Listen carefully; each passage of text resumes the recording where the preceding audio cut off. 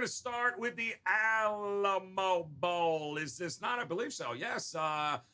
This is going to be in San Antonio. And what would San Antonio be without, University of Texas playing in it? -4 right now. And that has come down for a couple of reasons. Taking on Washington, 67.5 is the total in this one.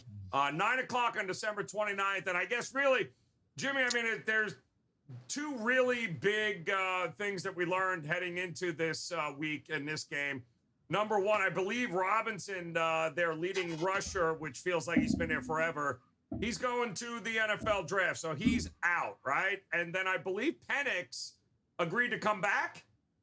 So if he's coming back, and this guy was one of the most prolific passers we had this year, not to mention Kalen DeBoer in Washington, handled business down the stretch, finishing, I think, altogether 10-2 on the season.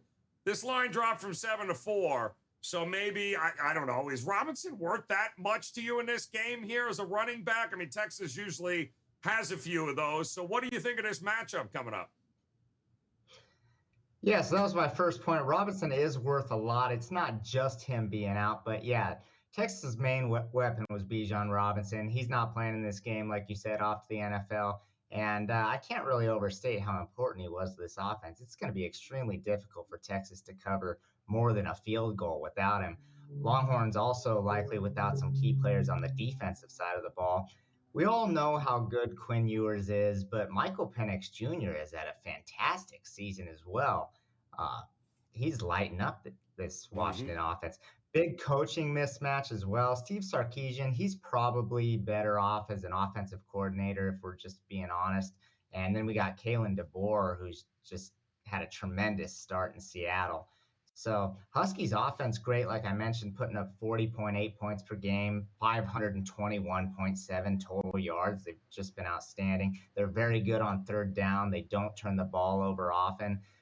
Probably looking at a high-scoring affair, but with Washington getting more than a field goal, I think they can cover this game, and they can probably win it outright, Joe.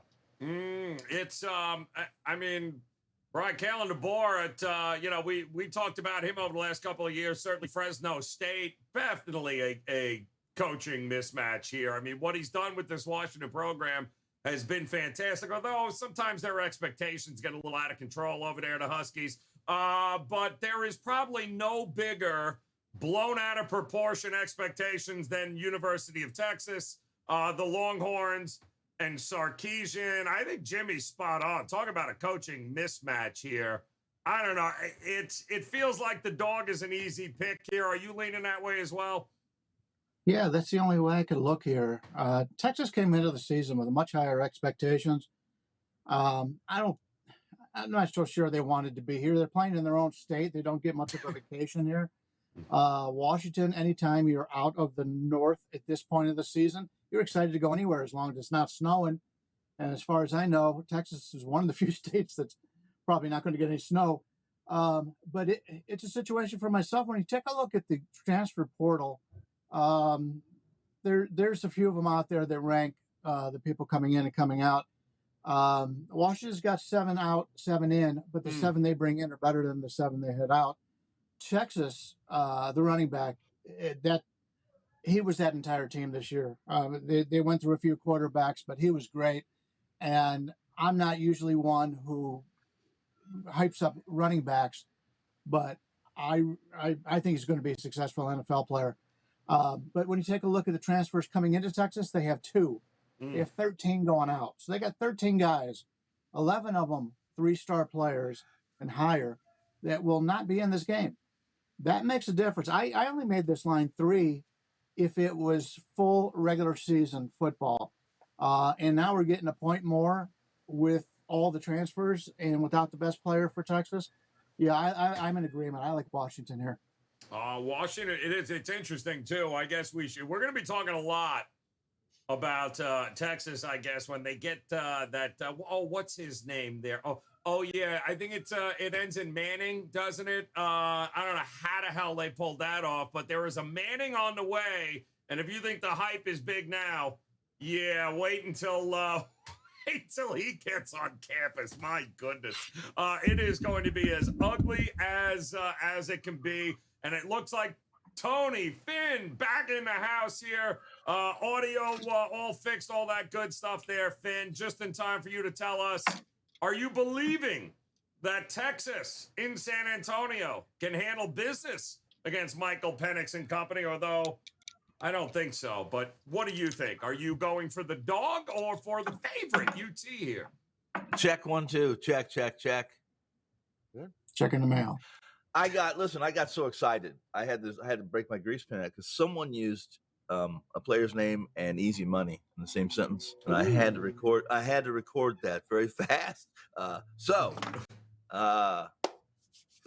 every time I say that in the same sentence, Joe, we know what happens.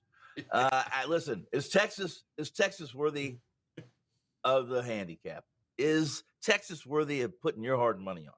Is Texas? Is Sir? Listen, no, they're not.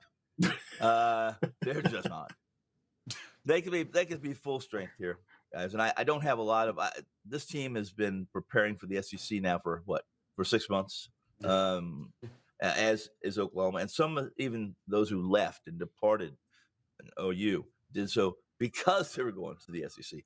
Who the hell wants to go to the SEC and compete with, that old school white crackered brethren that unless you're greasing somebody strong enough, it's gonna be tough to compete. No, don't. I'll be opposite. Let's put it this way. It's Texas, Oklahoma, those kind of schools are leaving conferences, et cetera, et cetera. I'm fading. I'm certainly not going to put hard-earned money on them. I would be fading them long before I would be backing them. It's going to be interesting to see if the Manning makes a difference on those future numbers next year. I just can't wait to see it. And Sarkisian got one more year. He don't win a national championship with a dude named Manning on a team. He'll be back. Don't worry, in the SEC. Working the offense for Nick Saban again.